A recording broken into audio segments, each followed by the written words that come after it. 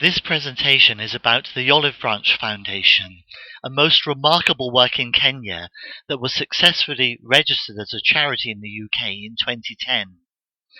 It is about the school and the orphanage on the hill near Ringa in Kenya. This account is the story from the beginning in 2004 to the present day, April 2013. The name of the school and orphanage is the Ong'Iya DC Academy. It was 2004 when a carpenter from Polperro in Cornwall met this lady pastor Rispa Saituni in Kenya. Her concern was that when a family had no money, the children had no education, and they were trapped in poverty as a result. She had just taken charge of 6 orphans and wanted to do something about giving them an education. A year later, in 2005, the first prayer meeting was held on the hill, and the work started in these mud buildings, one staff room and a classroom that fell down in a storm one day. Look at the mud construction. A temporary classroom was hastily erected. But in 2006, when it was evident that the school was going to continue, work started with brick and mortar to make classrooms that would last. Local children from the local community joined the orphans. The numbers of children, including orphans, began to grow. Here are the first classrooms. This is the first staff room, primitive by our standards perhaps, but amazing work sprung forth from here. Such humble beginnings. A kitchen was constructed to provide 3 meals a day for orphans and lunch for the day pupils. 2 fields were rented, one to grow maize and one for beans, each producing 2 harvests per year. A well was dug, and water was carried in each day.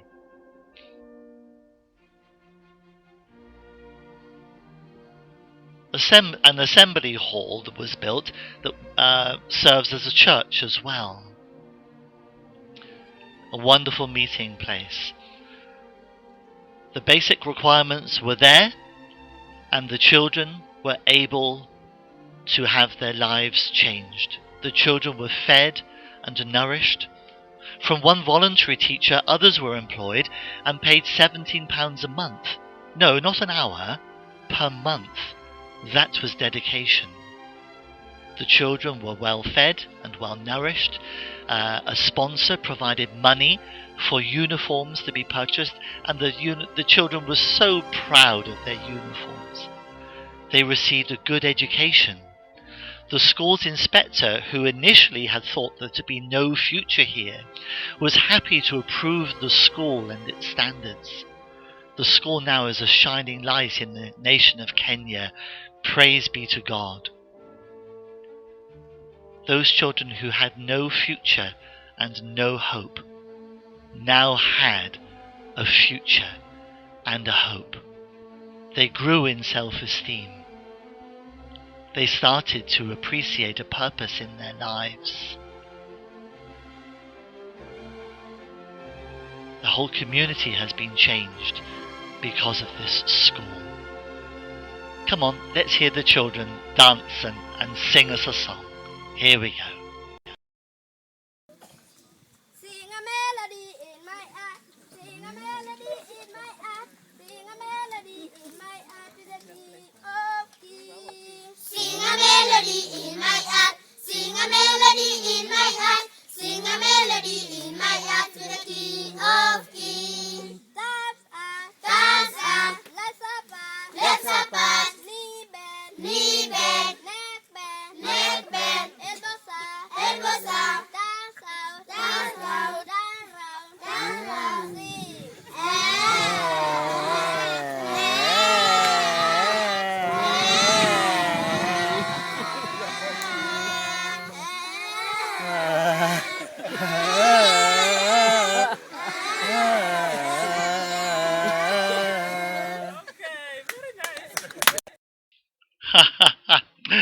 By 2010, the number of orphans had reached 16. This building was rented as an orphanage as it could house 20, 10 girls in one side and 10 boys in the other. It was ideal, but HIV, AIDS and malaria produced increasing numbers of orphans.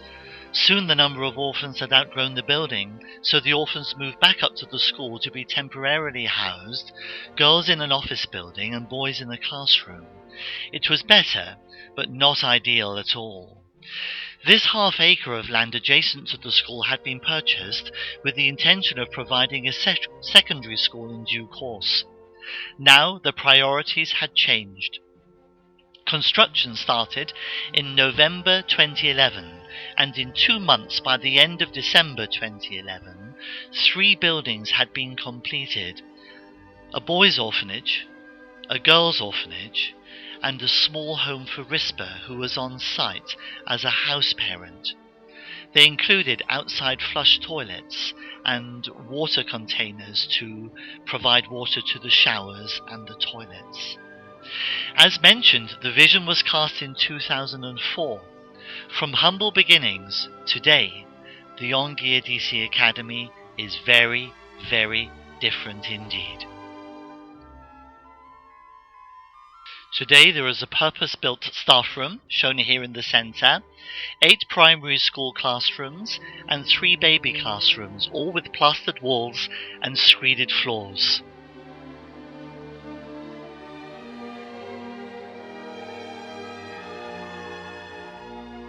Here you can see the canteen or tuck shop and the grain store. The next clip will be the kitchen. The children are served from a large window on the side which can't be seen here.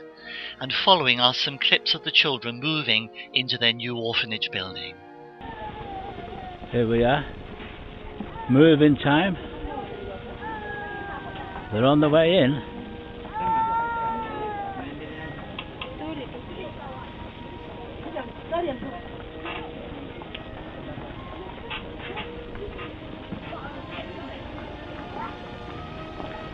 Isn't this a fantastic sight?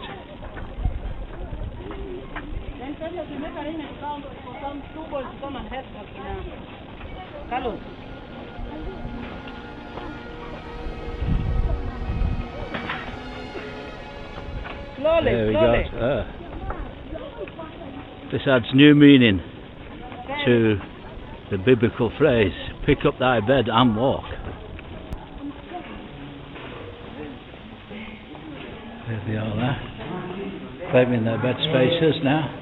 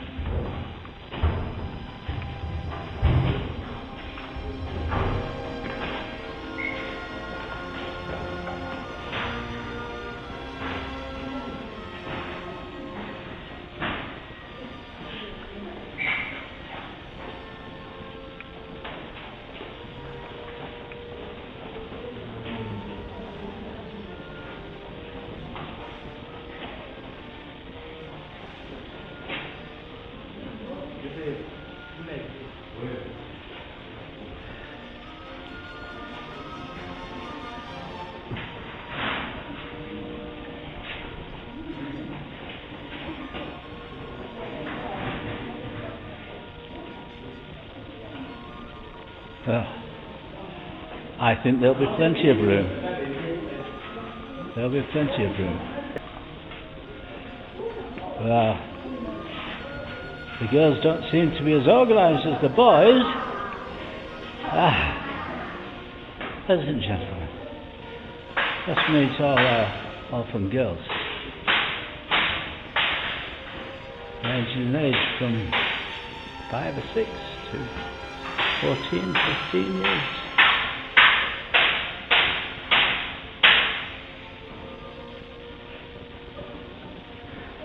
That's it. Say hello to the people in the UK. Go on. Are you happy enough? Are you happy to be in here? Once they were all moved in, the mosquito nets were installed and hung, and the children started to make the place feel more homely, at least as homely as they were able. Today there are 3 infant classes: baby class, nursery class, and pre-unit class. There are 8 primary classes. In Kenya, primary education is 8 years and secondary education is 4 years. All are receiving an excellent education. Additionally, by the time they have been with us for 5 years, they're all fluent in 3 languages: Luo, their tribal language, Kiswahili, the national language, and English. All teaching other than language teaching is carried out in English. Here are the secondary students. 20 are from our own primary school. 9 were added from the local community. These students are our first graduates and are Form 1 in the secondary school. Praise the Lord. The orphanage is named the Lady Diana Block, after a lady who is very close to my heart. This is because Rispa saw the compassion with which Diana showed to each and every child. These are the statistics. There are 82 preschool children, 219 primary, and Form 1 of secondary 29, a total of 330. A bit of a change from the 6 with which we started. Don't you agree? But as with anything living and growing, it isn't finished yet, and there's a lot to be done over the next 4 years. We need to provide desks with lockable lids for 29 Form 1 students straight away. Immediately we need security for the school perimeter. We need 30 laptop computers for Form 1.